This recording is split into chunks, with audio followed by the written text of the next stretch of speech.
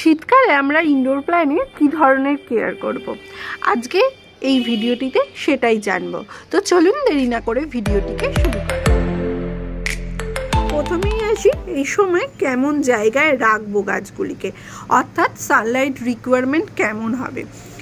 এই সময় ইনডোর প্ল্যান্টগুলিকে এমন জায়গায় রাখার চেষ্টা করুন যাতে হালকা সূর্যের আলো যেন এদের গায়ে পড়তে পারে, কারণ এই সময় সূর্যের আলোর তেজ এমনিই কম থাকে। তাই জন্য এমন জায়গায় রাখুন যাতে হালকা সূর্যের আলো এদের গায়ে পড়ে, তাহলে গাছগুলি কিন্তু বেশ ভালো থাকবে।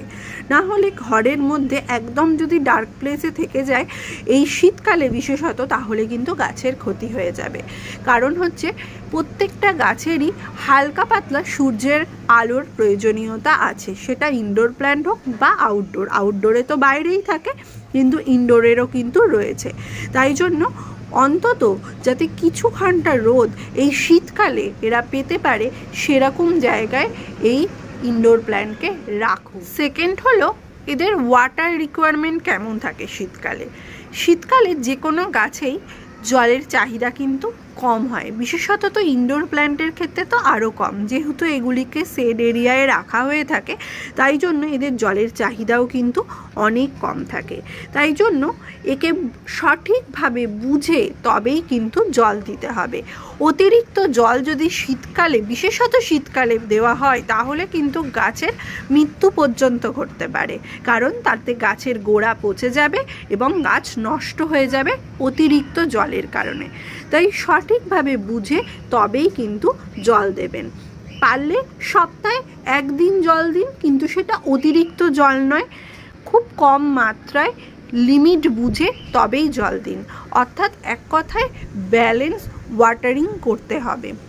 গাছের গোড়া যদি একদম শুকিয়ে যায় তবেই কিন্তু জল দেবেন। দেখুন এই ক্রটনের গাছের গোড়াটা কিন্তু পুরো শুকনো এবং এদেরও শুকনো, কিন্তু তারপরেও দেখুন পাতাগুলো কিন্তু পুরো চাঙ্গা হয়ে রয়েছে, পুরো ফ্রেশ রয়েছে পাতাগুলো, কোনোভাবে ঝুলে যায়নি। ইভেন এগ্লোনিমারও কিন্তু তাই, গাছের গোড়া পুরো শুকনো, তারপরেও কিন্তু গাছের পাতা কিন্তু কোনো ঝুলয়মান হয়ে যায়নি, পুরো সতেজভাবে একদম। প্রত্যেকটা গাছের গোড়াই দেখানোর চেষ্টা করছি অল্প স্বল্প, প্রত্যেকটা গাছের গোড়া শুকনো, কিন্তু পাতাগুলো কিন্তু একদম সতেজ হয়ে রয়েছে, একদম ফ্রেশভাবে রয়েছে। তো এইভাবে গাছের গোড়া শুকিয়ে যাওয়ার পরেও কিন্তু গাছের পাতা কিন্তু ঝুলে যায়নি, অর্থাৎ তাতে বুঝতে হবে ওপরের অংশ শুকনো থাকলেও ভেতরের অংশে কিন্তু ময়েশ্চার রয়েছে, তাই জন্যই কিন্তু গাছের পাতাগুলো সতেজ হয়ে রয়েছে। তাই ওপরটা শুকিয়ে গেলেও অন্তত 2-3 দিন পর, ওপরের অংশ শুকিয়ে যাওয়ার 2-3 দিন পর তবেই কিন্তু গাছে জল দিন। অন্তত 1 সপ্তাহ বাদে জল দেবেন, তাতে ইনডোর প্ল্যান্টগুলি ভালো থাকবে। অনেকেরই থাকে যেখানে হয়তো একদমই রোদ নেই সেরম জায়গায় রয়েছে, সেক্ষেত্রে তো বলবো আমি 1 সপ্তাহ না, পারলে আরও কিছুদিন পর আপনারা জল দিন। সেটা অবশ্যই খেয়াল করবেন যে গাছের পাতা নুয়ে পড়ছে কিনা, তবে সেটা চেক করে তবেই জল দেবেন। অতিরিক্ত জলে কিন্তু গাছের কোনো লাভ হয় না, উল্টে গাছের ক্ষতি হয়ে যায়। তাই জন্য বুঝে ব্যালেন্স ওয়াটারিং করুন। এই সময় শীতকালে গাছ আপনাদের ভালো থাকবে। এবং তার সঙ্গে আরেকটি কথা বলি, যেমন আমি এটাকে এই ইনডোর প্ল্যান্টগুলিকে একদম একটা শেডের মধ্যে রেখেছি, কিন্তু যেখানে রোদ পড়ছে হালকা এবং হাওয়া বাতাস তো খেলছে, একদম ওপেন রয়েছে সমস্তটা, এরম জায়গায় এইভাবে জল দেবেন। কিন্তু যারা ঘরের মধ্যেই রাখছেন, একদম হালকা লাইট আসছে, সেই ক্ষেত্রে বলবো জল দেওয়ার ক্ষেত্রে আপনারা কিন্তু স্প্রে বোতলের ব্যবহার করতে পারেন। আপনারা গাছের পাতায় স্প্রে করুন, গোড়ায় স্প্রে করুন, কিন্তু একদম জল ডাইরেক্টলি ঢেলে দেওয়ার কোনো প্রয়োজন নেই। সেখানে আপনারা স্প্রে করে জল দিন, গাছ আরও বেশি ভালো থাকবে। সেক্ষেত্রে 1 সপ্তাহ অন্তর নয়, সপ্তাহে 2 দিন আপনারা সেই কাজটি করতে পারেন। যদি দেখেন যে গাছ একদম সতেজ রয়েছে, তাহলে সপ্তাহে 1 দিনই করুন, তাতে কোনো ক্ষতি হবে না, গাছ উল্টে ভালো থাকবে এবং সুন্দর থাকবে। থার্ড, এই সময় কিন্তু গাছের পাতা ঝরে যাওয়ার লক্ষ্য করা যায়। এই যে যেমন দেখুন পাতাগুলি কিন্তু ঝরে ঝরে পড়ছে। তো এই সময় পাতা ঝরে যাওয়া কিন্তু একটা সাধারণ ব্যাপার, আমরা প্রত্যেকেই জানি শীতকালে কিন্তু গাছ পাতা ঝরায়, তাই এটা ভয় পাওয়ার কিছু নেই। গাছ নিজে থেকে পাতা ঝরিয়ে দিলে কোনো ভয়ের ব্যাপার নেই। আর সেক্ষেত্রে আপনারা পাতা ঝরে যাচ্ছে বলে অতিরিক্ত কোনো কেয়ার করার চেষ্টা করবেন না, পাতা ঝরাটা স্বাভাবিক। তাই জন্য আপনারা পাতা ঝরতে দিন, তাতে কোনো অসুবিধা কিন্তু গাছের হবে। আর 4 নম্বর, শীতকালে আরেকটি জিনিস ইনডোর প্ল্যান্টের ক্ষেত্রে খেয়াল করতে হবে, সেটা হলো শীতকালে কোনোভাবেই কোনো গাছের কিন্তু সেভাবে গ্রোথ লক্ষ্য করা যায় না। তাই কখনোই এই শীতকালে বিশেষত কোনোভাবে গাছের প্রুনিং করবেন না। যেহেতু গ্রোথ থাকে না, তাই কোনোভাবে প্রুনিং করাটা সঠিক নয়। সেটা হার্ড প্রুনিং হোক বা সফট প্রুনিং, কোনো কারণ ছাড়া কোনোভাবেই কোনো প্রুনিং করবেন না শীতকালে। তাতে গাছের তো বৃদ্ধি হবেই না, উল্টে গাছের ক্ষতি হওয়ার একটা বিশেষ সম্ভাবনা থেকে যাবে। টেম্পারেচার একদম লো থাকে, তাতে ওই কাটা অংশে ফাঙ্গাস অ্যাটাক হয়ে গাছটির কিন্তু ক্ষতি হয়ে যাবে। তাই এই শীতকালে অবশ্যই প্রুনিং করবেন না। 5 নাম্বার, আপনারা এই সময় বিশেষ করে ইনডোর প্ল্যান্টের ক্ষেত্রেই কোনো ধরনের খাবার কিন্তু এদেরকে দেবেন না।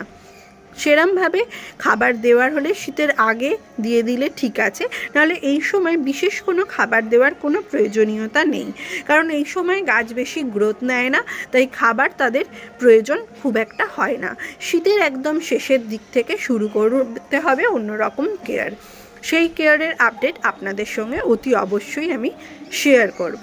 আর এই ড্রাকিনা গাছগুলোকে যারা আপনারা আমার আগের ভিডিও দেখেছেন তারা দেখেছেন যে এটি কাটিং থেকে গ্রো করা, দেখুন কত সুন্দর গ্রো হয়েছে। তো এইভাবে আপনারা এই সময় কিন্তু কোনো রকম খাবার দেবেন না। এটা যখন আমি যে ভিডিওটি করেছিলাম তাতে খাবার দেওয়া দেখিয়েছিলাম, সেই সময় এবং শীত আসার আগে খাবার দিয়েছি, তারপর কিন্তু আর কোনো খাবার দেওয়া হয়নি। কোনো রকম কোনো ইনডোর প্ল্যান্টে আমি কিন্তু কোনো খাবারের ব্যবহার করিনি, তাতে গাছ ভালো আছে, সুস্থ আছে। আপনারাও এই সময় কোনো রকম ফার্টিলাইজার ইউজ করবেন না। 6 নাম্বার বলবো যে এই সময় যে কোনো গাছের কোনো প্রোপোগেশন বা কোনো কাটিং থেকে গ্রো করা কোনো কিছুই করবেন না। যেমন এই অ্যাগ্লোনিমাটার থেকে আমি এই অ্যাগ্লোনিমাটিকে তৈরি করেছি, সেটা আগে শীতের আগে, অনেক আগে। তাই এই সময় কোনো রকম প্রোপোগেশন করার কথা ভাববেন না বা কাটিং টু গ্রো করবেন না, তাতে আগেই বললাম প্রুনিং করলেও কিন্তু ক্ষতি হয়ে যাবে। তাই এই কাজটির থেকেও একদম নিজেকে আটকে রাখুন। গরম আসুক, তারপর আপনারা যে কোনো ধরনের প্রোপোগেশনে হাত দিন। 7 নাম্বার হলো এই সময় গাছে 15 দিনে একবার অন্তত যে কোনো ভালো ফাঙ্গিসাইডের ব্যবহার করুন। যেহেতু শীতকালে আলোর তেজের পরিমাণ কম, তাই এই সময় ফাঙ্গাল ইনফেকশন ঘটতে পারে। তাই জন্য 15 দিনে একবার একটা যে কোনো ভালো ফাঙ্গিসাইডের স্প্রে করে দিন গাছে, তাতে গাছের লাভ হবে। কোনো পোকামাকড়ের উপদ্রবের হাত থেকে গাছকে রক্ষা করা যাবে। এই ছোট্ট ছোট্ট 7টি কেয়ার টিপস যদি আপনারা খেয়াল রাখেন, নিজেদের ইনডোর প্ল্যান্টকে ভালো রাখতে পারবেন এবং ইনডোর প্ল্যান্টগুলিকে খুব সুস্থ রাখতে পারবেন, এবং তার সঙ্গে এই গাছগুলি আরও দ্রুত বৃদ্ধি পাবে গরমে। তো আজকের এই ভিডিওটি যদি আপনাদের ভালো লেগে থাকে অবশ্যই একটি লাইক এবং সাবস্ক্রাইব করে দেবেন। দেখা হচ্ছে নেক্সট ভিডিওতে।